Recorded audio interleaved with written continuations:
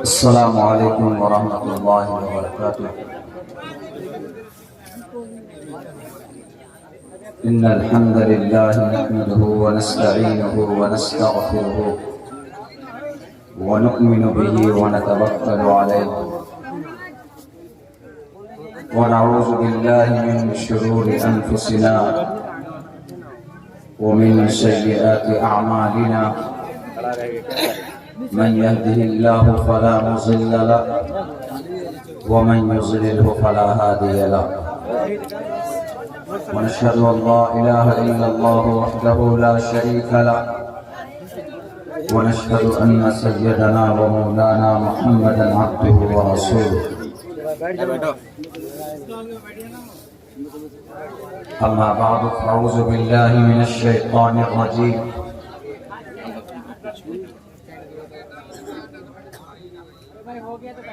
ان اللہ لا یغفر ان یشرک به ویغفر ما دون ذلك لمن یشاء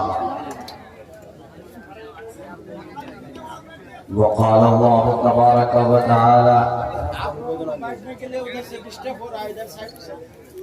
ان الشرک لظلم عظیم قال النبی صلی اللہ علیہ وسلم الکبائر الاشراک باللہ وعقوق الوالدین وقتل النفس وشہادۃ الزور۔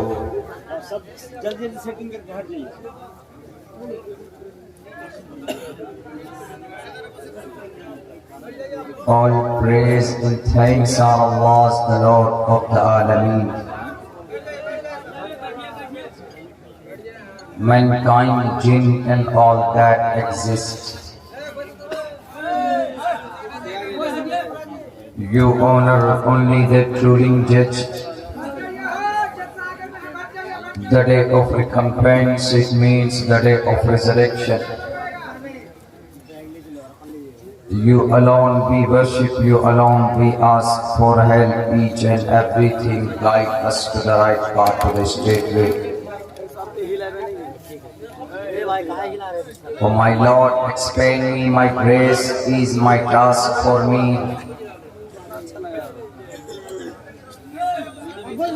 And remove the impediments from my speech, what I say, so they may understand what I say.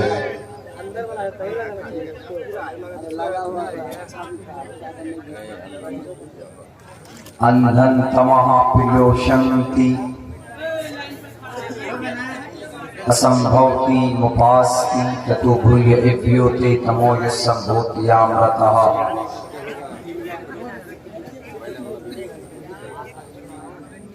Vasudev सुतं देवं कंसचाणूरमर्दनं देवकी परमानंदं कृष्णां वंदे जगद्गुरुं महा।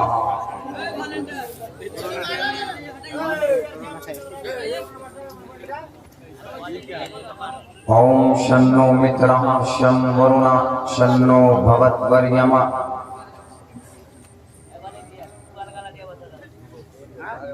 शन्नो इंद्रा बृहस्पति। नमो ब्रह्मणे नमस्ते वायो तमेव प्रत्यक्षं ब्रह्मासि।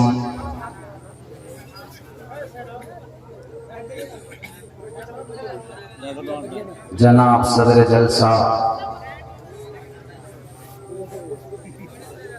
मुअज़्ज़ज़ सामीन किराम, पर्दे में तशरीफ फरमा हमारी समाज की माँ और बहनों, मुस्तकिल कई दिन से जिला कटिहार के इहाते में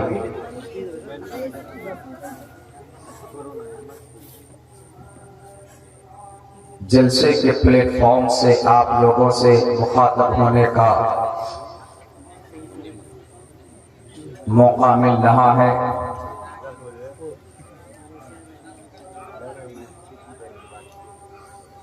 میرے حصے میں، میرے مقدر میں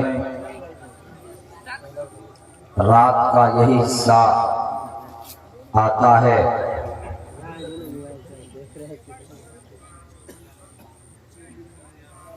12 بجے کے بعد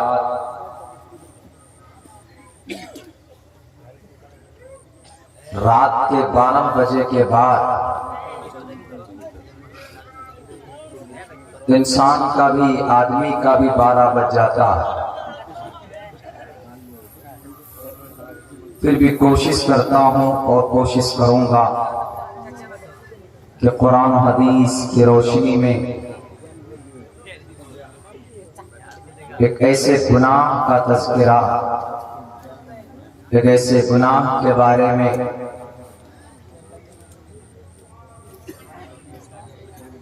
ہم آپ کو بتا سکیں جو گناہوں میں سب سے بڑا گناہ مانا جاتا ہے۔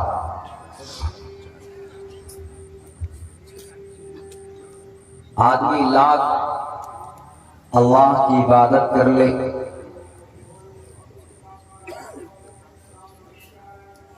پابندی سے رمضان کے روزے بھی رکھتا ہے، تہجد کی نماز بھی پڑھتا ہے، صدقہ و خیرات بھی کرتا ہے، بہت بڑے سماج کے دیالو سخی مانے جاتے ہیں، مگر ذرہ برابر بھی اس کے دل کے اندر اپنے عقیدے کے تعلق سے اگر تھوڑی بہت آمیزش پائی جاتی ہے تو پھر اس کے جتنے بھی اچھے کام ہیں وہ کام in the eyes of اللہ سبحانہ و تعالی، اللہ کی نظر میں وہ قابل ریجیکٹ ہے، ناقابل قبول۔ بھلے ہی ہم لوگ اس عنوان پر بہت سارے بیانات سنتے ہیں، تقاریر سنتے ہیں، اور مجھے بھی جہاں تک یاد ہے کہ تقریباً 1.5-2 سال سے اس عنوان پر، اس موضوع پر ہم کو بھی بولنے کا موقع نہیں ملا۔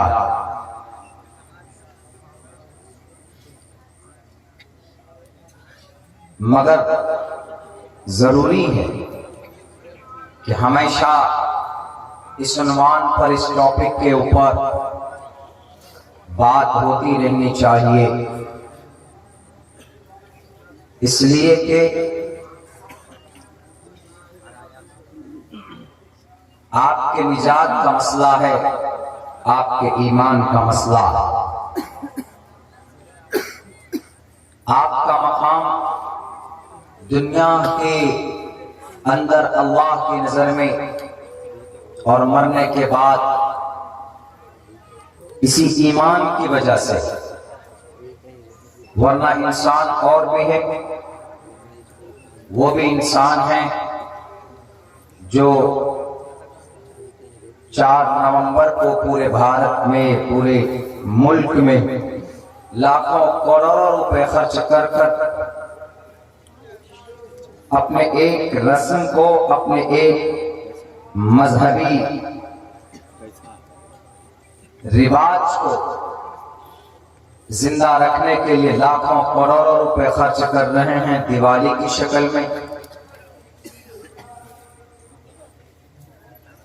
مگر وہ اللہ کی نظر میں محبوب نہیں ہے۔ آپ محبوب ہیں، آپ کا مقام اور مرتبہ، حالانکہ کروڑوں روپے، 15 ہزار، 10 ہزار روپے کے ایک پٹاخے پھوڑ دیتے ہیں۔ ابھی ہم چلے اپنے گھر سے، جو کہ ہاٹ سے لے کر آپ کے یہاں پروگرام میں تقریباً 2-2.5 گھنٹے کا سفر ہے، کئی پٹاخے، 2-3 پٹاخے تو میرے گاڑی کے نیچے پھٹے. خطرہ تھا، اللہ نے حفاظت کی. کبھی کبھی ہم یہ سوچ رہے تھے کہ ارے یہ بھی لوگ ہیں جو اپنے پٹاخے پھوڑ کر پیسے برباد کر کے اپنے ایشور کو راضی کرنا چاہتے ہیں، ان کی نظر میں ایک مقام پیدا کرنا چاہتے ہیں، حالانکہ اس کی کوئی ریالٹی نہیں. وہیں سے میں اپنی ڈسٹرکٹ ارریہ 0 مائل سے لے کر آپ کے جلسہ گاہ تک سارے مکانات سجے ہوئے ہیں، قمقمے نے لائٹیں اور دیا جلایا گیا، پٹاخے پھوڑے گئے. پورے راستہ ہم یہی سوچتے ہیں کیا ہمارے عقیدے اور نظریے کے حساب سے، قرآن و شریعت کے نظریے کے حساب سے وہ ڈس بلیور،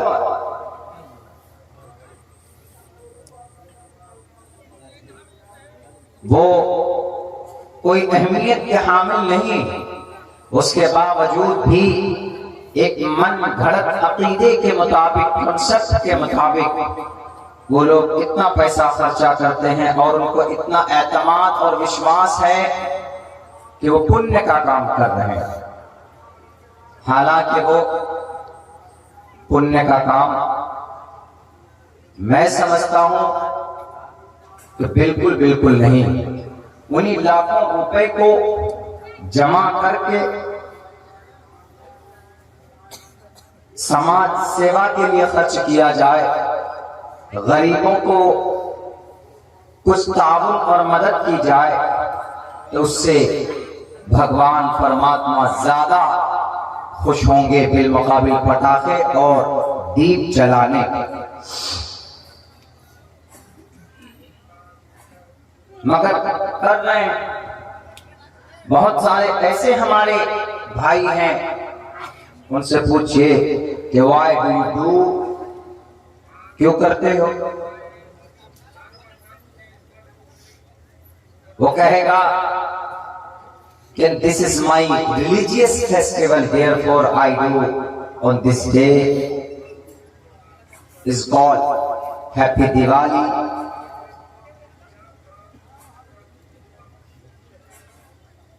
دیپ والی ایک تاریخ ہے اس کی، جو دیو مالائی ہے، مصنوعی ہے کہانی. دیوالی میں ہندو بھائی چراغ جلاتے ہیں، دیپ جلاتے ہیں. شری رام چندر جی کو جب 14 سال کا بنواس ہوا تھا، وہ بنواس کیوں ہوا تھا وہ ایک بحث ہے. کئی کوشلیا، کئی سمترا، ان عورتوں کے بیچ میں بھرت کو لے کر، شری رام چندر جی کو لے کر، وہ ایک الگ تاریخ ہے، مصنوعی تاریخ. جب بنواس کاٹ کر 14 سال کے بعد جب ان کا ٹائم پورا ہوا، جب وہ گھر آنا چاہتے تھے، تو سرجو ندی کے قریب ایک بستی آباد تھی، آدی واسی کی ایک بستی آباد تھی، شری رام چندر جی کے ماننے والا تھا. ان کے نام کو جانتے تھے تو ان کو پوچھتے تھے، ان کا گنگان کرتے.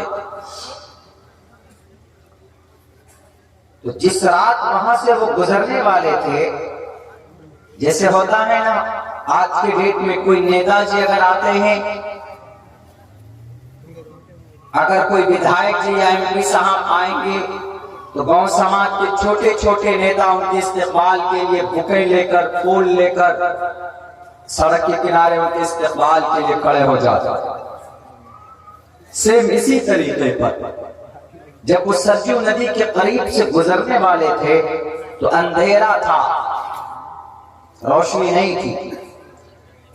تو اس بستی میں رہنے والے لوگوں نے سوچا کہ ہمارے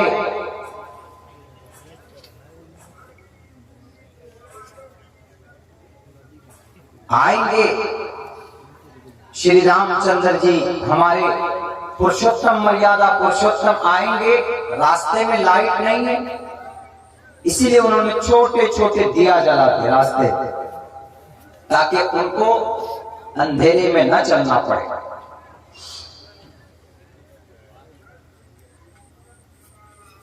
उनकी आमद, उनकी आसानी के लिए जो दीप जलाए गए, जो दिए जलाए गए, उसी खुशी को आज, उसी याद को जिंदा रखने के लिए उसी त्योहार को आज दिवाली कहा जाता, इसीलिए दिया जलाते छोटे छोटे। बाकी पटाखे का कोई सबूत और वजूद नहीं। दिल्ली के अंदर, उत्तर प्रदेश के बाद इलाकों के अंदर, हमारे भारत के कई स्टेट के अंदर इसकी परमिशन नहीं है पटाखे फोड़ने की।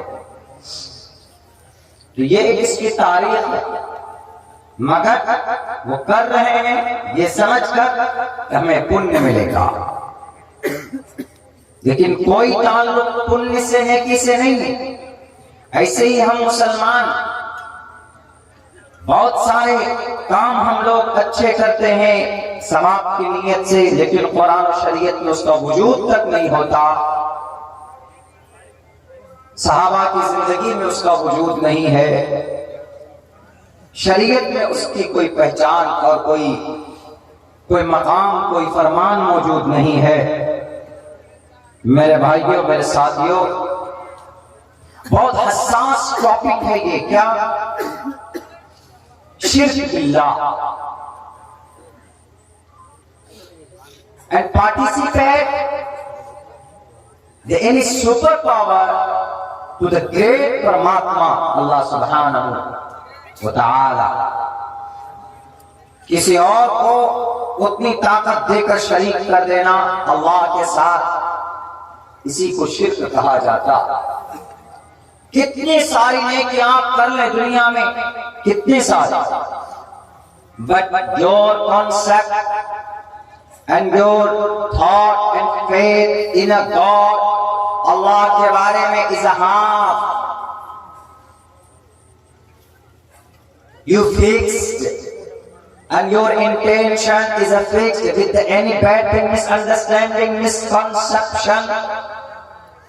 अगर आपकी नीयत के अंदर, अगर आपके अकीदे के अंदर ये इश्तिराक है, the Quran clearly said the openly inna shirka la zulmun azim, बहुत बड़ा पापी है वो इंसान जो अपने अकीदे के अंदर जर्रा बराबर भी अगर इस बड़े गुनाह को अगर जगह देता। तमाम अंबिया किराम अल्लाह तबारक व तआला ने हजरत आदम से लेकर मोहम्मद रसूलुल्लाह तक भेजे, तो सबसे पहले इसी बात की वजाहत की गई कि अपने इंटेंशन को, अपने अकीदे और आस्था को सुधारो। क़ुलू ला इलाहा इल्लल्लाह तुफ़्लिहू, ला इलाहा इल्लल्लाह मुहम्मद रसूलुल्लाह। Every messenger and profit of their religion, and they wanted to, and they used to try to spread the correct message of God, to teach the people what is wrong and what is right, क्या सही है क्या गलत है। सारे नबी अपने अपने वक्त में, अपने अपने इलाके में इस बात को क्लियर करते थे। और people,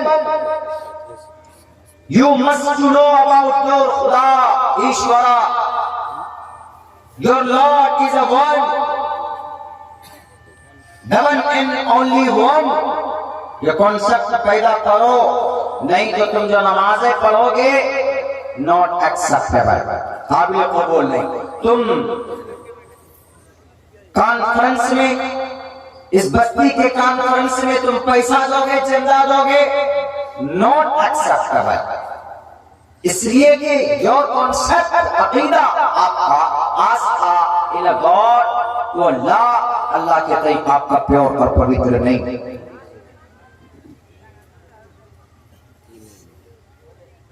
मेरे भाइयों, आपका मकाम और मर्तबा अल्लाह तबारक व तआला की नजर में इसी ईमान की वजह से اگر آپ کے اس ایمان کے اندر ذرہ برابر بھی آمیزش ہو جائے، اگر آپ کے اس ایمان کے اندر ذرہ برابر بھی کھوٹ ہو، لاکھ سر پٹک پٹک کر مر جاؤ گے، اللہ تبارک و تعالی سنے گا نہیں۔ جب تک آپ توبہ نہیں کر لو گے تو اللہ تبارک و تعالی آپ کے اس جرم کو کبھی معاف نہیں کرے گا۔ عبداللہ سالم نہیں بول رہا، میری زبان پر کسی کو اعتراض ہو سکتا، میری باتیں کسی کو کڑوی لگ سکتی، لیکن زبان میری ہے، فرمان اللہ کا ہے، زبان میری ہے، اور احادیث مبارک اللہ کے نبی علیہ السلام کا یقین نہ ہو تو اٹھاؤ۔ قرآن میں کہا گیا ان الشرک ان اللہ لا یغفر ان یشرک به ویغفر ما دون ذلک لمن یشاء۔ اے مسلمانوں، اللہ تبارک و تعالی شرک کو معاف نہیں کرتا ہے۔ اگر تم یہ بیماری تمہارے اندر ہے، اگر یہ گناہ تم کرتے ہو تو راستے پر آ جاؤ، اللہ کے دربار میں پہنچو، مسجد میں جاؤ، اللہ کے بھیجے ہوئے وارثین انبیاء حضرات علماء کرام کے پاس جاؤ، اپنے شیخ کے پاس جاؤ، اپنے استاد کے پاس جاؤ، توبہ کرو، رو گڑ گڑاؤ، اور اپنے اس جرم عظیم سے اپنے دل کو پاک کرنے کے لیے اور اللہ تبارک و تعالیٰ کے سامنے میں آنسو بہاؤ، تب جا کر اللہ تمہاری کوئی سنے گا۔ ورنہ یہ بیماری رہتے ہوئے تم روزہ رکھو، تم نماز پڑھو، تم زکوٰۃ دو، تم حج کرو، اللہ تبارک و تعالیٰ تمہاری ان تمام چیزوں کو قبول نہیں کرے گا، کیونکہ ابھی آپ نے اللہ کو ایک مانا ہی نہیں، آپ نے اللہ کو ناراض کر رکھا ہے۔ ایک طرف سے اللہ کو آپ ادھورا مانتے، ایک طرف سے آپ اللہ کو محتاج مانتے، ایک طرف سے آپ اللہ کو لنگڑا اور لوڑھا سمجھتے۔ نعوذ باللہ من ذالک، اس طرح کے الفاظ ہمیں استعمال نہیں کرنا چاہیے۔ مطلب کیا ہوا؟ اگر آپ کا پیشانی اگر کہیں پر کسی مٹی کے پتلا کے سامنے یا کسی قبر پر جھکتا ہے، آپ اس کو طاقت اور پاور آف اٹرنی دیتے ہو، آپ اس کو اتھارٹی دیتے ہو، تو اس کا مطلب تو یہی ہوا نا کہ آپ وہ طاقت اللہ کو نہیں مانتے، آپ اللہ کو سرو شکتیمان دیو مہان نہیں مانتے، آپ اللہ خالق کل شیء نہیں مانتے، آپ ان اللہ علی کل شیء قدیر اس کو نہیں مانتے ہیں۔ تو گویا کہ آپ نے اللہ کو مجبور سمجھا، اللہ کو آپ نے محتاج مانا۔ تو ایسی صورت میں آپ کا کوئی بھی عمل اللہ کہتا نہیں چاہیے مجھے تمہاری نماز، نہیں چاہیے مجھے تمہارے روزے، نہیں چاہیے مجھے تمہارے یہ زکوٰۃ اور حج عمرہ۔ جاؤ پہلے اپنے ایمان کو صحیح کر کے آؤ، پہلے اپنے ایمان کو صحیح کر کے آؤ۔ اسی لیے اللہ کے نبی علیہ السلام سب سے زیادہ تشدد اللہ کے نبی کے اوپر کیا گیا، اسی ایمان کی پوترتا، اسی تبلیغ کے اوپر صحابہ کرام کو زد و کوب کیا گیا، پریشانیاں دی گئی، تکلیفیں برداشت کی انہوں نے صرف اسی ایک اللہ کی وحدانیت کے پرچار کے لیے، یہاں تک کہ انبیاء کو اور بھی انبیاء آئے، سولی پر لٹکانے کی سازشیں کی گئی، پیڑ میں چھپ جاتے تھے، آرے سے پیچھے چیر دیا جاتا تھا نبیوں کو۔ جرم کیا؟ صرف یہ کہتے تھے یا ایھا الناس قولوا لا الہ الا اللہ، اے لوگو اللہ کو ایک مانو۔ وہ کہتے تھے کہ اچھا بہت بڑھیا، کل کا بچہ ہمیں آ کر سمجھاؤ گے، آج تک تو ہم لات عزا منات پرانے دیوی دیوتا پتھر کے ایشور کے سامنے میں ہم جھک رہے تھے، ہم اپنے آباء و اجداد کو کیسے چھوڑ دیں، ہم اپنے پوروج کو کیسے چھوڑ دیں، ہماری ناک نہیں کٹ جائے گی۔ تو اس وجہ سے وہ پریشان کرتے تھے، لیکن پھر بھی تمام کے تمام نبی اس بات کو جانتے تھے کہ جب تک آدمی کا مائنڈ اللہ کے بارے میں پاک پوتر نہیں ہوگا، اس کا بھی کوئی عمل قابل قبول نہیں۔ دیرفور ہر نبی جب آیا پہلے سب سے پہلے انہوں نے یہی تبلیغ کس کی؟ اللہ کی وحدانیت، لا الہ الا اللہ محمد رسول اللہ۔ ان سے پہلے جو نبی آئے ان کا جو کلمہ تھا، سب نے اپنے اپنے کلمے کو، لیکن سب کے کلمے کے ساتھ ایک جز سب سے پہلا لا الہ الا اللہ، اللہ کے سوا کوئی معبود۔ This is a basic thing. if you want to enter the paradise, I know that, ہم جانتے ہیں اس بات کو کہ آپ جنت چاہتے ہیں، بٹ آپ جنت تبھی پائیں گے جب آپ کا ایمان اور آستھا اور عقیدہ شدھ پوتر ہوگا۔ بہت سارے مسلمان ہیں، آپ چلے جائیں ہمارے بھارت کے بہت سارے اسٹیٹ کے ایسے علاقے کے اندر میں جہاں پر یہ شرک ہوتا، چتور گھر ایک جگہ، نیمچ ایک جگہ ہے بھوپال کے مدھیہ پردیش ایم پی کے اندر، اسی کے قریب میں ایک چتور گھر ہے، وہاں پر ایسا شرک ہوتا ہے کہ آپ کو الٹی آ جائے، اتنی گندی حرکتیں ہوتی ہے وہاں پر، وہ ایسا سمجھتے جیسے فرعون بیٹھا ہے۔ میرے بھائیوں، قرآن میں نہیں، اتنی بڑی غلطی ہے، اتنا بڑا گناہ ہے کہ قرآن کے ساتھ ساتھ ویدوں میں منع کیا۔ ہم نے منتر شلوک پڑھا ہے، اندھن تمہ پریوشنتے سمبھوتی مپاستے تتو بھویا ایوتی تموی سمبھوتی آمرتہ۔ اے لوگوں، اگر تم نے ایشور کو چھوڑ کر، اگر تم نے ہوا، آگ، پانی، مٹی کو، بہت پرانا وہ شلوک ہے لیکن صاف نفی کرتا ہے، منع کرتا ہے۔ پنڈت دیانند سرسوتی نے اپنی کتاب ستیار پرکاش میں بھی ایشور کون ہے الگ الگ ناموں سے اس کا ورنن کیا۔ شنو اوم شنو مترہ اوم شنو مترہ شم ورونا شنو بھوت وریمہ شننا شمنا اندرا برہسپتی شننا اندرا برہسپتی نمو برہمنے۔ ہم اسی برہمن کے سامنے، ہم برہسپتی کے سامنے، ہم اسی اندرا کے سامنے، ہم اسی متر کے سامنے، ہم اسی ورن کے سامنے، نمو برہمنے، برہمن کے سامنے اپنے آپ کو جھکاؤ۔ نمو برہمنے نمستے وایو، نمستے وایو، وہ وایو کے، اگنی کے جو دیوتا ہیں۔ کون ہے آگ کا مالک؟ اللہ ہے۔ کون ہے ہوا وایو کا مالک؟ اللہ ہے۔ ہوا، اگنی، وایو، جل، تھل، استھل، کون ہے مالک؟ اللہ تبارک و تعالی۔ بیکاز قرآن میں اللہ نے فرمایا اللہ خالق کل شیء، اللہ نے دنیا کی تمام چیزوں کو پیدا کیا ہے۔ اللہ تبارک و تعالی اس کا کریٹر ہے۔ اللہ نے دنیا کو پیدا کیا، دنیا کو پیدا کیا۔ ان الدنیا خلقت لکم، انسانوں کے لیے، انسانوں کو فائدہ دینے کے لیے۔ وَإِنَّكُمْ خُلِقْتُمْ لِلْآخِرَةِ، تمہیں پیدا کیا گیا آخرت کے لیے، اللہ کی ورشپ کے لیے، اللہ کی بھکتی کے لیے۔ پنڈت دیانند سرسوتی جو ویدوں سے، ہندو بھائیوں کے گرنتھوں سے نکل کر ایک الگ دھرم بنایا، ایک الگ آرگنائزیشن بنائی جس کا نام ہے آریہ سماج۔ جب انگریز آئے تھے یہاں پر، اس وقت کی بات ہے، سن 1857 کی بات ہے، تو آریہ سماج کو انہوں نے ستھاپت کیا اور انہوں نے صاف کہا کہ ویدات کے اندر نہیں الگ خدا، ایک ہے۔ نمو برہمنے نمستے وایو تمیو پرتیکشم برہماسی تمیو ادھشیم اوم شانتی شانتی شانتی۔ اسی لیے اس کے نام کو لے کر شانتی پیدا کرو اپنی زندگی میں، صاف لفظوں میں بیان کیا گیا۔ اور یہی پیغام تو ہمارے تمام کے تمام نبیوں کا تھا۔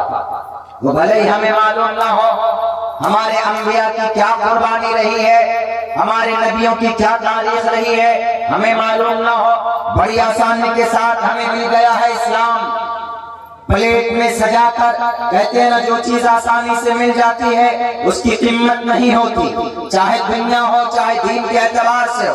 جو چیز آپ کو بنا محنت اور مشقت کے پرووائڈ ہو جائے، آپ کو وہ چیز، اس کی اہمیت نہیں معلوم ہوتی۔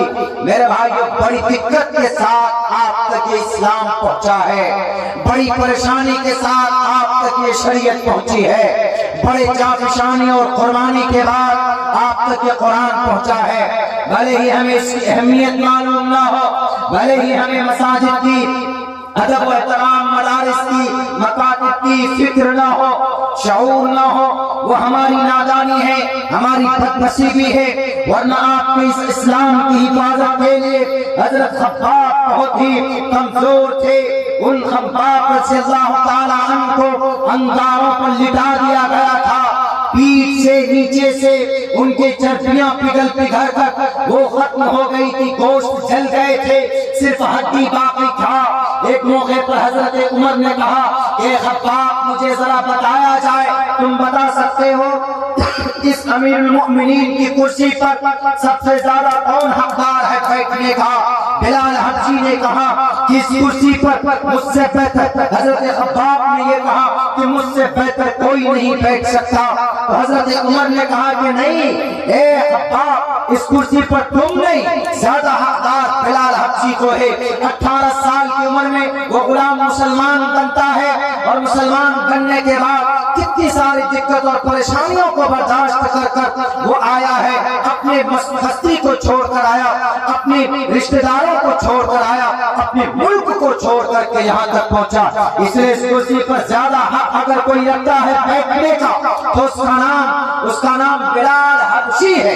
خباب رضی اللہ تعالیٰ عنہ نے کہا کہ امیر المؤمنین آپ کی نظر میں ہوگا، میری نظر میں نہیں ہے۔ انہوں نے کہا کہ کیوں؟ انہوں نے کہا کہ ان سے زیادہ دقت اور پریشانیاں، ان سے زیادہ مظالم میں نے برداشت کیے ہیں۔ انہوں نے کہا کہ ہے any پروف، تمہارے پاس کوئی پروف ہے؟ حضرت خباب نے کہا کہ میں دکھاتا ہوں آپ کو پروف۔ وہ پیچھے سے اپنے کرتے کے دامن کو اٹھا کر دیکھتے ہیں تو صرف ہڈیاں نظر آ رہی تھی، ہڈیاں، گوشت نہیں تھا، صرف ہڈیاں نظر آ رہی تھی۔ انہوں نے کہا کہ یہ کس نے کیا؟ انہوں نے کہا کہ اے امیر المؤمنین، یہ اسلام کی کلمے اور اسلام کی شریعت کی محبت کی وجہ سے ہمارے ساتھ ایسا ہوا۔ اے امیر المؤمنین، مجھے انگاروں پر لٹا دیا جاتا تھا اور یہ کہا جاتا تھا کہ کہو کہ تمہارے ایک اللہ کے ساتھ کوئی اور بھی ہے، ہمارا معبود صرف اللہ نہیں ہے، ہمارا معبود لات ہے، عزا ہے، منات ہے، دیوی ہے، دیوتا ہے، پرماتما ہے، پرمیشورا ہے، اس نام سے تم بولو۔ انہوں نے کہا کہ نہیں، کبھی بھی نہیں، یہ جان چلی جائے میری، لیکن میں کبھی بھی اپنے ایمان کا سودا نہیں کروں گا، میں کبھی بھی اپنے عقیدے کے اندر کسی اور ڈپلیکیٹ خدا کو شریک نہیں کروں گا۔ پیسوں میں اپنے ایمان کو ہم سودا کرتے ہیں، الیکشن کے موقع پر ایک چائے میں اپنے ایمان کو بیچ دیتے ہیں۔ کیا قیمت ہے اس ایمان کی مسلمانوں؟ جان کی، عزت کی، آبرو کی قربانیاں دے دے کر ایسے پڑے کہ ہم تک 1450 سال بعد میں آئے ہیں ہم اس دھرتی پر، لیکن اب سے 1450 سال پہلے خون کی ہولی کھیلی گئی تھی اس شریعت کو ہم تک پہنچانے کے لیے، اس عقیدے کو ہم تک پہنچانے کے لیے۔ غلط بات ہے کہ ہم اس کو دل سے سمان نہیں کرتے، ہم ایکسپٹ نہیں کرتے، ہم اس کی قدر نہیں کرتے، ہم اس کی حفاظت نہیں کرتے۔ حضرت عمر نے جیسے ہی اٹھا کر دیکھا چیخیں نکل گئی، انہوں نے کہا کہ ڈھکو اس کو، مجھ سے نہیں دیکھا جا رہا۔ حضرت خباب کو انگاروں کو لٹا کر بھون دیا گیا تھا، کس لیے؟ اسی وحدانیت کے لیے، اسی شرک کی مخالفت کے لیے۔ آج تو ہم لوگ بہت آسانی سے اپنے ایمان کا سودا کر بیٹھتے ہیں، بہت آسانی۔ کوئی پیر صاحب آئے، اب انہوں نے آپ کو کوئی دکھایا کہ ارے بھائی بڑے پگڑی ہیں، ایک دم بالکل سنہرے بال، ایک دم نورانی چہرہ، جا کر جھک جاتا، بس ختم کر دیتا سب کچھ۔ یہ بات ذہن میں بٹھا لو، اللہ سے بڑھ کر کوئی طاقت اس زمین پر نہیں ہے۔ دنیا کی تمام کتابوں کا مطالعہ ہم کر چکے ہیں، ہم دنیا کے تمام گرنتھوں کی روشنی میں آپ کو بائی پروف کہہ سکتے ہیں کہ اللہ سے بڑی طاقت کسی کے پاس نہیں ہے۔ حضرت ابراہیم کو جب آگ میں ڈالنے کی تیاری کی جا رہی تھی، حضرت ابراہیم کو اتنی لکڑیاں جمع کی گئی تھی، اتنی لکڑیاں جمع کی گئی تھی کہ پوری کی پوری بستی جلائی جا سکتی تھی۔ کہا جاتا ہے، تاریخ کے حوالے سے کہا جاتا ہے کہ مہینوں تک لکڑیاں جمع کی گئی۔ کس کو جلانا ہے؟ وہ ایک منچلا ہے، وہ ایک نوجوان ہے، ابراہیم، ان کو جلانا ہے۔ جرم کیا کیا ہے؟ انہوں نے ہمارے خداؤں کے ناک توڑ دیے، وہ جو بت کی پوجا کرتے تھے حضرت ابراہیم تو پہلے سے کرتے تھے، یہ بے جان ہے، سامنے بتاشے رکھے ہوتے، کھا ہی نہیں سکتے، یہ جب تمہارا خدا کھا نہیں سکتے۔ ایک مرتبہ ایسا ہوا کہ ایک تہوار انہوں نے کہا کہ ہم تمہارے ان بتوں کو ایک روز بڑھیا سے ان کے خاطر توازی کریں گے، ڈھنگ سے کریں گے۔ قرآن کریم کے اندر بہت اچھی تفصیل سے حضرت ابراہیم کا واقعہ بیان کیا گیا، لیکن شرک، بدعات و خرافات، ڈرے نہیں کسی سے مقابلہ کیا۔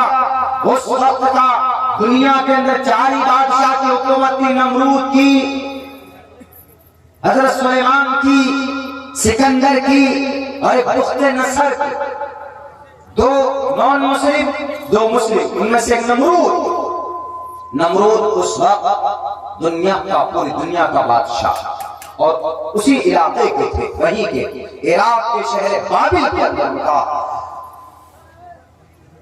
وہاں سے جنگ ہوا، حضرت ابراہیم علیہ السلام کا یہ خبر پہنچی، ان کو جلانے کی تیاری کی گئی۔ کیوں جلانے کی تیاری کی گئی؟ انہوں نے ان کے سارے خداؤں کے ڈپلیکیٹ خداؤں کے ناک توڑ دیے، کان توڑ دیے۔ اسی جرم میں سزا دی گئی کہ ابراہیم کو آگ میں جلا کر بھسم کر دیا جائے۔ لیکن میرے بھائیو، اللہ تو اللہ ہے، طاقتور ہے، کہیں کسی اللہ کی بیوی کا کوئی ایسے عقیدے ہیں نا دنیا کے اندر، ایشور مانتے ہیں، ان کی بیوی کا اپہرن ہو جاتا ہے، انہیں خبر ہی نہیں ہوتی، انہیں معلوم ہی نہیں ہوتی کہ ہماری بیوی کا اپہرن ہو گیا، کون کیا ہے، جا کر دوسروں سے مدد لیتے ہیں۔ اشارہ آپ سمجھ سکتے ہیں۔ حضرت ابراہیم نے ان بتوں کو توڑ دیا تھا، اور کلہاڑا جس سے توڑا تھا، حضرت ابراہیم باڈی فلٹر تھے، باڈی فلٹر۔ باڈی بنانا 6 پیک بنانا گناہ نہیں ہے، بناؤ 6 پیک بناؤ نہیں 7 پیک بناؤ، لیکن اس نیت سے بنائیے teach will be just the right intention۔ میرے بازوں میں طاقت۔ ہمارے اسکول میں چھوٹا سا بچہ، ہمارے ادارے میں بہت چھوٹا ہے، بہت ہی، وہ آ کے کل کیا بولتا ہے کہ سر من نہیں لگتا، بہت چھوٹا ہے، اس کا باپ سے کوئی اسکول میں چھوڑ کر گیا کہ یہ ماحول میں رہے، بولا سر من نہیں لگتا، اس کے اور بھی بھائی ہے بہن ہے، من نہیں لگتا ہے سر۔ ہم نے کہا تم کو من کا کیسے پتا جی، اتنا چھوٹا سا تم بدھی ہو، من کیسے نہیں لگتا مطلب؟ بولا اچھا نہیں لگتا، اسی کو نہیں بولتے ہیں من نہیں لگتا ہے۔ ہم نے کہا تم ہٹا کھٹا آدمی ہو، کھاتے ہو پیتے ہو، تو کیا بولتا؟ نہیں سر کمزور ہو گیا، ایسے نہیں کھاتا۔ اتنا سا بچہ، اب وہ دیکھیں اس کو بھی یہ پتا ہے کہ یہاں سے باڈی کا پتا چلتا، تو باڈی بنانا گناہ نہیں ہے۔ آپ 6 پیک بنائیے، 8 پیک بنائیے، 10 پیک بناؤ، منع نہیں، لیکن آپ میتھڈ چینج کر دیجیے، کنسپٹ انٹینشن چینج کر دیجئے۔ امام بخاری نے سب سے پہلی روایت جو لائے، جو پہلی حدیث لائے، deeds will be judged by the intention، انما الاعمال بالنیات۔ آپ 6 پیک بناؤ، نیت یہ ہو میں 6 پیک اس لیے بنا رہا ہوں تاکہ میں اس سے اللہ کی مدد کروں گا، اللہ کے دین کی مدد کروں گا، اللہ کی عبادت کروں گا، اپنی جوانی کو اللہ کے راستے میں خرچ کروں گا، اور کہیں ضرورت پڑ جائے کسی ظالم کو، کسی دشمنان اینٹیز آف بھارت کو، بھارت کے کسی دشمن کے کھوپڑی توڑنے کی، تو گھوسے سے اس کا سر بھی پھوڑوں گا، اور دہشت گرد کوئی پکڑا جائے تو اس کی زبان کاٹوں گا، کہیں پر کوئی فسادی مل جائے اس کو پکڑ کر جیل کے حوالے کروں گا، اپنے سماج میں رفائی کام کروں گا، اپنی اس طاقت سے، اپنی اس باڈی سے، اپنی 6 پیک سے۔ بھلے ہی آپ جم جاتے ہوں ڈیلی، 1 گھنٹہ وہاں لگاتے ہیں، کوئی تعلق نہیں ہے اس کا شریعت سے، لیکن آپ نے جیسے ہی نیت چینج کی تو آپ کا 1 گھنٹہ جم میں جانا باعث ثواب بن جائے گا آپ کے۔ اس لیے سے بناؤ نا 6 پیک۔ حضرت ابراہیم 6 پیک والے تھے، مطلب طاقتور تھے، اتنا بڑا کلہاڑا مارتے تھے۔ جب چلے گئے سارے لوگ کہاں پر؟ اپنے اس میدان میں عید منانے کے لیے، تو حضرت ابراہیم رہ گئے۔ کیوں؟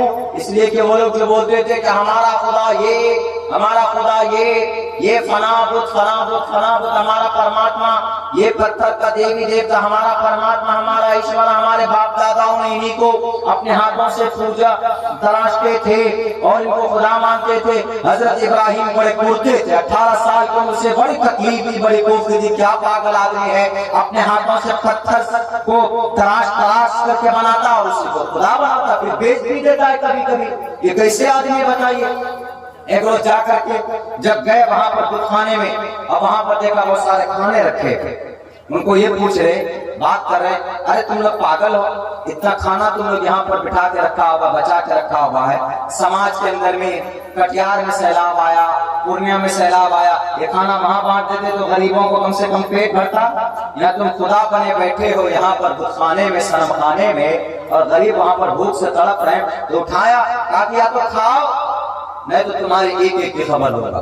وہ کہے کو جواب دے رہے کہ بت ہے بے جان، وہ کسی کو نہ نفع نقصان پہنچاتا، کسی کو کیا، وہ خود رکھے ہوئے کھانے کو نہیں اٹھا سکتا، مچھر بیٹھ جائے تو ہلا نہیں سکتے، مکھی بیٹھ جائے تو بھگا نہیں سکتے، پھونک نہیں مار سکتے، ہل نہیں سکتے، حرکت نہیں کر سکتے۔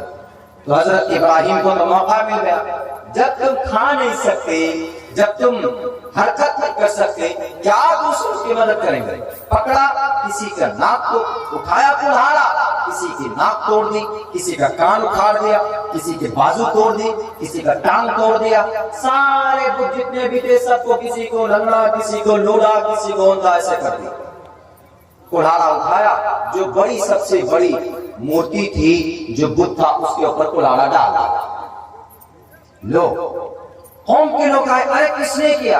او یہ کام تو ابراہیم کا ہے، وہی غصہ کرتا تھا نا ہمارے بتوں پر، سب سے زیادہ اعتراض انہی کو ہے نا۔ پنچایتی ہوئی تو حضرت ابراہیم علیہ السلام نے توریہ استعمال کیا۔ توریہ بولتے ہیں ایسے ورڈ کو جو سامنے والے کو بولا جائے، یعنی ایسا ورڈ بولا جائے جس کے ڈبل میننگ کا مطلب یہ ہوتا ہے کہ سامنے والا کچھ اور سمجھ لیتا ہے اور بولنے والے کا مطلب کچھ اور ہوتا۔ تو انہوں نے کہا کہ ہاں ان میں کے بڑا نے کیا، ان میں کے بڑے نے کیا، یعنی اب انہوں نے سوچا کہ ان میں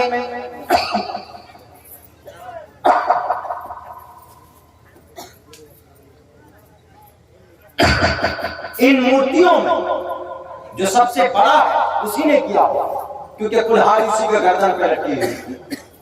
تو وہ لوگ یہ سوچ رہے ہیں کہ ابراہیم کا یہ کہنا کہ مورتیوں میں جو سب سے بڑا ہے اس نے کیا، حالانکہ وہاں پر وہ کیا سمجھ رہے تھے، انکار بھی نہیں کر سکتے تھے، نا نبی ہیں رسول ہیں، ان کا یہ مقصد تھا ان میں کا بڑا کون تھا؟ ان میں کا بڑا حضرت ابراہیم تھے، اس لیے کہ سارے مشرک تھے وہاں پر، وہ نبی بننے وہ نبی ہے، رسول ہے، ان سے بڑا کون ہو سکتا؟ تو انہوں نے سوچا، انہوں نے کہا کہ ان میں کا بڑا کیسے کر سکتا ہے، تو کلہاڑی گلے میں ڈال کر بیٹھا ہوا، یہ کیسے آیا، کیسے ناک توڑ دی، یہ کچھ ہلا نہیں سکتا، کچھ کھا نہیں سکتا، کچھ پی نہیں سکتا، یہ مورتی کیسے ناک منہ توڑ سکتا؟ تو حضرت ابراہیم کو موقع مل گیا، کہا کہ جب یہ کھا نہیں سکتا، پی نہیں سکتا، جب یہ ہل نہیں سکتا، تو پھر کیوں ان کے سامنے میں اپنی پیشانی جھکاتے ہو؟ بتاؤ کیوں تم ان کی پوجا کرتے ہو، کیوں تم ان کی بھکتی کرتے ہو؟ گرم چوٹھا لگا دیا، لوگ وہاں پر جواب لیس ہو گئے، وہ بول نہیں پائے۔ اس کے بعد پھر اسی جرم میں جناب یہ فیصلہ سنایا گیا کہ نہیں، ان کو نیست و نابود کیا جائے۔ جب کوئی اللہ کی دین کی مدد کے لیے اٹھتا ہے، جب کوئی اللہ کی وحدانیت کی تبلیغ کے لیے اٹھتا ہے، وقتی طور پر پریشانی آتی ہے، سب کو پریشانیاں آئی ہے۔ حضرت ابراہیم علیہ السلام کے لیے انگارے دہکائے گئے، آگ لگائی جاتی ہے، مہینوں تک تیاری کی گئی، منجیک میں، لکڑی کے منجیک میں ڈال کر حضرت ابراہیم کو پھینکا جاتا ہے انگارے کے اندر، آگ کے اندر۔ اس وقت حضرت ابراہیم علیہ السلام کیا دعا کرتے، آج ہمیں پریشانی آتی ہے، تو ہم مکھیا جی کے پاس جاتے، آج ہمیں کوئی دقت ہوتی ہے تو ہم چلے جاتے ہیں ودھائک جی کے پاس، ہم چلے جاتے ہیں ایم پی صاحب کے پاس، لیکن کبھی بھی ہم اس اللہ سے مدد نہیں مانگتے جو اس پریشانی کو پیدا کیا، جو اس پریشانی کو ایک ذرہ برابر ایک سیکنڈ کے اندر آپ کی زندگی سے ختم کر سکتا۔ ہم کبھی بھی ہمیں پریشانی آتی ہے تو ہمیں چاہیے، نبی کی زندگی سے ہمیں یہ پیغام ملتا ہے، آپ کو کوئی پریشانی آتی ہے تو آپ اللہ سے دعا کرو، آپ کو کوئی مشقت اور تکلیف میں آپ ہیں، آپ کی زندگی چل رہی ہے تو آپ اللہ کی مسجد میں جائیں، آپ مسجد میں اللہ کے گھر میں جائیں، 2 رکعت نماز پڑھیں، اللہ سے دعا کریں، آپ کی پریشانی کو اللہ تبارک و تعالی زیادہ بہتر جانتا ہے، وہ حل کر سکتا ہے، اللہ دور کر سکتا ہے۔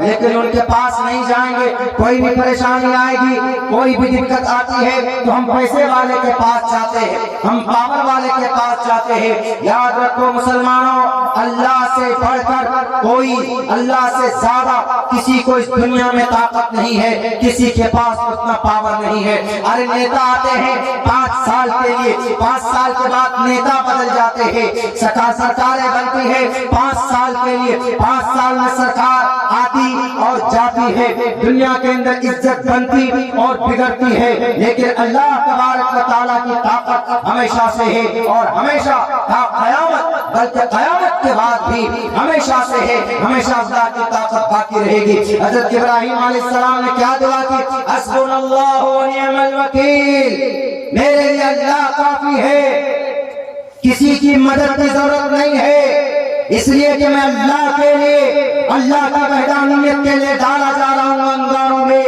لوگ دیکھ رہے تھے، ہزاروں کا مجمع تھا کہ یہ ہو کیا رہا ہے۔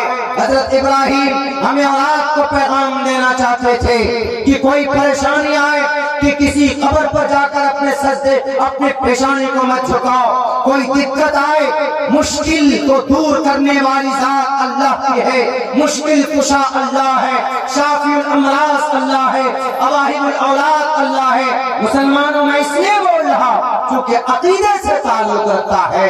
اگر آپ کا عقیدہ صحیح ہے، مشکل کشا اللہ کو مانتے ہو، شافی الامراض اللہ کو مانتے ہو، اواہب الاولاد اللہ کو مانتے ہو، تبھی تو آپ کا بیڑا پار ہو سکتا، نہیں تو پکڑ کر ڈال دیے جاؤ گے جہنم کے اندر۔ تو حسبنا اللہ و نعم الوکیل، دعا کرتے ہیں اللہ مجھے کافی ہے، مجھے کسی کی مدد کی ضرورت نہیں، فوراً اللہ اکبر، اپنی اکبر کی صفت کا اللہ تبارک و تعالیٰ طاقت دکھاتا ہے، ڈائریکٹ آپ کو حکم دیتا ہے، قلنا یا نار کونی بردم و سلاما علی ابراہیم، میں نے تجھے پیدا کیا، اللہ تبارک و تعالیٰ کہتا ہے میں نے تجھے پیدا کیا ہے، ٹھنڈی ہو جا، سلامتی والی ہو جا۔ حضرت ابراہیم علیہ السلام پر ڈالے گئے، جس رسی کو باندھ کر ڈالے تھے وہ رسی جل گئی تھی، لیکن حضرت ابراہیم آرام اور سکون کے ساتھ وہاں پر بیٹھے تھے، اللہ نے اس کی حفاظت کی۔ میرے بھائیوں، بڑی دقت اور پریشانی کے ساتھ ہم تک یہ اپنا عقیدہ اور آستھا ہم تک پہنچا۔ اگر ہمارے کوئی مسلمان بھائی اپنے کسی مس انڈرسٹینڈنگ کی وجہ سے، کسی غلط فہمی کی وجہ سے اگر وہ اپنے عقیدے کو نہیں بچا پاتے ہیں، میرے خیال سے انہیں رجوع کرنا چاہیے، لوٹنا چاہیے اپنے قرآن کی طرف، اپنے احادیث کی طرف، پڑھے کھول کر دیکھے۔ حضرت بلال حبشی کو تڑپایا گیا لیکن احد نعرہ اللہ احد، اللہ ایک۔ بی بی سمیہ کے جسم کے 2 ٹکڑے ہوئے لیکن پھر بھی ایمان کا سودا نہیں کیا۔ 13 سال تک محمد رسول اللہ کو پریشانیوں میں ڈالا، اس لیے اسی ایک وحدانیت کے شرک کو ختم کرنا، جاء الحق وزهق الباطل ان الباطل كان زهوقا، حق آتا ہے تو باطل دم دبا کر بھاگنے کی کوشش کرتا ہے، بھاگتا بھی ایسا نہیں۔ تو ہماری جو پہچان اللہ کی نظر میں ہے وہ ہمارے ایمان اور آستھا، بیسک چیز۔ اگر ہمارا ایمان اور آستھا ڈگمگا گیا، شرک الکبائر والاشراک باللہ وحقوق الوالدین وقتل النفس وشہادت الزور، تمام برائیوں میں کبیرہ گناہوں میں سے ایک بڑا گناہ یہ ہے اللہ کا الاشراک باللہ، اللہ کے ساتھ کسی کو شریک کرنا۔ اسی لیے کہا گیا کہ اگر آپ کا ایمان ہے کمپلیٹ اللہ کی ذات پر تو کہا گیا الطہور نصف الایمان، ایمان الطہور پاکی ایمان کا آدھا حصہ۔ کیوں؟ اس لیے کہ آدمی ایک اللہ کو مانتا ہے، وحدانیت کو مانتا ہے، صفائی ستھرائی اس کے عقیدے کے ساتھ جڑا ہوا۔ اللہ کے نبی علیہ السلام کا فرمان cleanliness is half the faith، آدھا ایمان کا حصہ صفائی ستھرائی۔ اور جس کا ایمان و عقیدہ اللہ کے فضل سے کوئی آمیزش نہیں ہے، کوئی ملاوٹ نہیں ہے، میرے بھائیوں میرے ساتھیوں، اس کے لیے بشارت ہے۔ سارے انبیاء اسی کے جرم میں ستائے گئے۔ حضرت شعیب علیہ السلام کی تاریخ اٹھا کر کے دیکھ لیں گے آپ، اور حضرت زکریا کی تاریخ اٹھا کر دیکھیے، حضرت نوح کی تاریخ اٹھا کر دیکھیے، حضرت لوط کی تاریخ اٹھا کر دیکھیے، اور حضرت عیسیٰ کی تاریخ اٹھا کر دیکھیے، حضرت موسیٰ کی تاریخ اٹھا کر دیکھ لیجئے۔ یہ ساری تاریخیں دیکھیں گے، بس اسی جرم میں سزا پریشان کیے گئے وہ کہ بھئی تم کیوں شرک کی مخالفت کرتے ہو، تم کیوں ایک اللہ کی بات کرتے ہو؟ کیونکہ ہم جانتے، وہ جانتے تھے، اللہ جانتا اللہ تبارک و تعالی اس دھرتی کو پیدا کرنا۔ اور ہم یہ بات آپ لوگوں کو پورے وقار کے ساتھ، درک کے ساتھ زور دے کر میں اس لیے کہہ رہا ہوں، میرے مسلمانوں، آج جو آپ ذلیل اور رسوا ہو اس کی وجہ یہی ہے کہ ہمارا ایمان کھوکھلا ہو چکا ہے، سمندر میں جھاگ کے مانند ہو چکے ہیں ہم۔ اس ایمان سے ہمیں کوئی فائدہ نہیں پہنچ رہا ہے۔ اور یاد رکھو، آپ کی پیدائش سے پہلے اس زمین پر 2000 سال پہلے تک اللہ تبارک و تعالیٰ نے جناتوں کی آبادی تھی اس دھرتی پر۔ جنات جن کے اندر عقل نہیں ہوتی، جنات کا سب سے بڑا جو انٹیلیجنٹ ہوتا ہے وہ انسان کے بچے کی جو 10 سال میں جو عقل ہوتی ہے، وہ جناتوں کا سب سے بڑا جو انٹیلیجنٹ ہوتا ہے وہ ہمارے یعنی انسانی مخلوق کی 10 سال عمر کی بچے کی عقل کے مانند اس کا ہوتا ہے جو اس کا سب سے بڑا ویدوان ہوتا ہے۔ رکھا اس دھرتی پر پیدا کیا تھا کس لیے؟ اپنی بھکتی کے لیے، لیکن انہوں نے فساد شروع کر دیا جیسے ہم اور آپ کر رہے ہیں۔ انہوں نے خون بہانا شروع کر دیا جیسے ہم اور آپ کر رہے ہیں۔ انہوں نے ایشور کے ساتھ شرک شروع کر دیا جیسے ہم اور آپ کر رہے ہیں۔ انہوں نے شراب پینا شروع کر دیا جیسے ہم اور آپ پی رہے ہیں آج کی تاریخ کے اندر۔ تو اللہ تبارک و تعالیٰ نے فرشتوں کو بھیج کر ان جناتوں کا مقابلہ کیا۔ فرشتوں نے آ کر اللہ کی طرف سے، اور پھر وہ جنات جزیرے میں چلے گئے، سمندروں میں چلے گئے، وہاں ان کا خانہ بدوش بن گئے، وہ پھرتے ہیں، صفحہ ہستی سے مٹا دیا۔ The completed clean from the earth. And Allah created and jinnah only ibadat, only for worship. وَمَا خَلَقْتُ الْجِنَّ وَالْإِنسَ إِلَّا لِيَعْبُدُونَ۔ انہوں نے عبادت نہیں کی، انہوں نے اپنے عقیدے کے اندر میں بگاڑ پیدا کر لیا، انہوں نے اپنے معاشرے کے اندر میں فساد پیدا کر لیا۔ یہی وجہ ہے کہ فرشتوں نے کہا تھا کہ اللہ آپ پھر انسان کو ایسے مخلوق کو بنائیں گے جو فساد پیدا کریں گے۔ کیوں؟ وہ دیکھ چکے تھے جناتوں کے اندر میں یہ فساد، وہ دیکھ چکے تھے کہ قتل وہاں پر وہ لوگ کرتے۔ اسی لیے اللہ کے نبی اللہ تبارک و تعالیٰ کے سامنے فرشتوں نے کہا أَتَجْعَلُ فِيهَا مَن يُفْسِدُ فِيهَا وَيَسْفِكُ الدِّمَاءَ۔ آپ ایسے قوم کو بنانا چاہتے ہیں کہ جو فساد پیدا کریں گے، جو خون بہائیں گے، نوجوان شراب پیئیں گے، بیٹیوں کی عزتیں لوٹیں گے، زکوٰۃ جن پر فرض ہوگی وہ زکوٰۃ نہیں دیں گے، نوجوان گٹکے کھائیں گے، نوجوان شراب کی تھیلی پی کر بائک چلائیں گے، ایکسیڈنٹ کرتے پھریں گے، نوجوانوں کو ان کی زندگی کا ان کی اپنی پوتر زندگی کا کوئی احساس نہیں ہوگا. وہ باڈی فلٹر اپنے آپ اپنی باڈی بنائیں گے سلمان خان کے سکس پیک کو دیکھ کر. یہ نہیں کہ محمد رسول اللہ کے بازو میں کتنی طاقت تھی, محمد کی زندگی کو دیکھ کر نہیں, کہ حضرت موسیٰ کی طاقت کو دیکھ کر نہیں بنائیں گے وہ اپنی طاقت. حضرت موسیٰ کے اندر اتنی طاقت تھی کہ ایک فرعونی کو مارا تھا تو مر گیا تھا. فَأَخَذَ مُوسَىٰ فَقَضَىٰ عَلَيْهِ, اتنی طاقت تھی حضرت موسیٰ. ڈرتے تھے لوگ حضرت موسیٰ کے نام سن کر, نہیں ارے باپ ہے, وہ اگر ایک تھپڑ مار دے تو آنکھ نکل کر باہر آ جائے, وہ طاقت تھی ان کے اندر. آج ہمارے اندر نوجوانوں کے اندر طاقت, باڈی بناتے, اوہ سلمان خان کا کیا سکس پیک دکھ رہا ہے بھائی, رتک روشن کیا ڈانس کرتا, ایسے ڈانس کرتے نہیں. سنتیں زندہ ہو جائیں گے اگر آپ کی زندگی, آپ کے دماغ میں کانسیپٹ آ گیا کہ حضرت موسیٰ طاقتور تھے, حضرت ابراہیم طاقتور تھے, محمد رسول اللہ کے بازوؤں میں 10,000 جوانوں کی طاقت تھی آپ ایسا. لیکن انہوں نے اپنی طاقت کو تکبر کی چیز نہیں بنائی, بلکہ اللہ کے پیغام کو آگے بڑھانے کے لیے محنتیں کی, رات دن بیٹھے نہیں. ریسٹ از ٹو ریسٹ, آرام ہے, انگریزی میں بولتے ہیں ریسٹ از ٹو ریسٹ, آرام. دنیا آرام کرنے کے لیے نہیں ہے, یہاں محنت کرنے کے لیے. شاید میں تو اللہ سے دعا کرتا ہوں, شکر ادا کرتا ہوں کہ اللہ ہم کو استعمال کرتا. رات آپ کے جلسے میں آ جاتا ہوں, ابھی تک جو سو گئے 2 گھنٹے سو گئے آپ کے آنے کے بعد, یہاں سے خود جائیں گے, فجر کی نماز کے بعد تک پہنچیں گے. اپنے بچے ہیں ادارے کے, ان کے پاس وقت دیں گے, کچھ کام ہوتے ہیں اسکول کے وہ کام کریں گے. پھر چونکہ تھوڑی بہت سیاسی اعتبار سے جڑے ہوئے ہیں, اس کا طالب علم ہوں, تو لوگ باہر سے آ جاتے ہیں. ابھی پنچایت کا چناؤ چل رہا ہے, کوئی مشورہ لینے آ جاتا ہے, یہ لائق سمجھتا ہے آپ کے بھائی کو, حالانکہ میں لائق ہوں نہیں, لیکن پھر بھی آ جاتے ہیں. کوئی مسئلہ اس طرح کا ہے کہ حضرت یہ کیسے کرنا, ویسے کیسے کرنا. ابھی کل کے ڈیٹ میں 2 پنچایتی آ گئی. پنچایتی کے اندر میں اتفاق سے ایک ہمارے قریب کے, دونوں ہمارے قریب کے تھے, لیکن جو مسئلہ کیا, مسئلہ یہ تھا کہ لڑکی شادی شدہ ہے, اس کے باوجود اس نے کسی اور کے ساتھ شادی کر لی.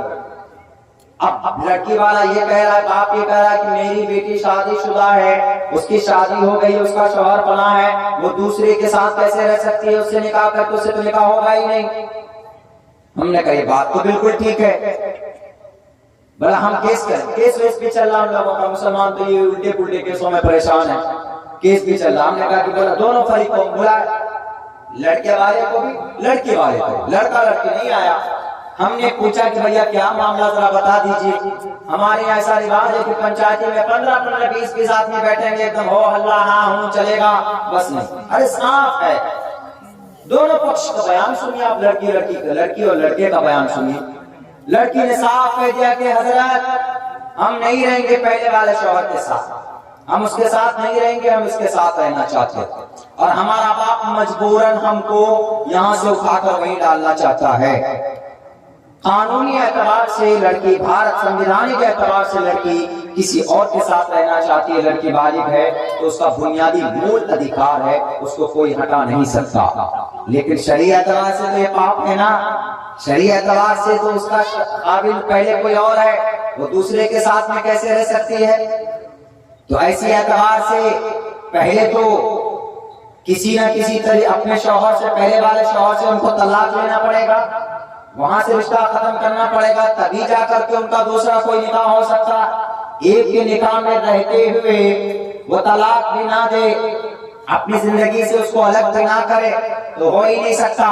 تو ہم نے وہاں پر ایک بات کہہ دی کہ آپ لڑکی والا بولتا ہم کیس کریں گے. ہم نے کہا کہ کیس کرو, اچھی بات ہے, پیسہ زیادہ ہو گیا تو کرو جا کے FIR. جا کر کے لڑکی 64 کا بیان دے دے گی کیا کہ سر I want to leave and with second husband, میں اپنے دوسرے شوہر کے ساتھ رہنا چاہتی ہوں, without any force, بنا کسی دباؤ کے.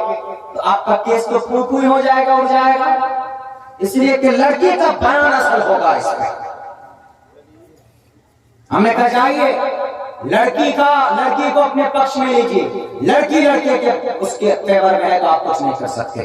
رہی بات یہ لڑکے والے کو ہم نے کہا کہ بابو تم چھو گے دیکھو گے ناجائز اور حرام، سمجھاؤ اس لڑکی کو اور کہے شوہر کو کہ آپ نے اس کی ضرورتیں پوری نہیں کی، آپ نے فزیکل ریلیشن بھی آپ کا شاید اچھا نہیں تھا اور آپ سے سنتشٹ نہیں تھی، آپ ان کی ضروریات زندگی پوری نہیں کر رہے تھے، اس لیے آپ اس کو طلاق دے دیجئے، چھوڑ دیجئے قانون شریعت کے اعتبار سے جو پروسیس ہے اس کو پورا کیجئے اور ہمارے ساتھ رہنا چاہتی۔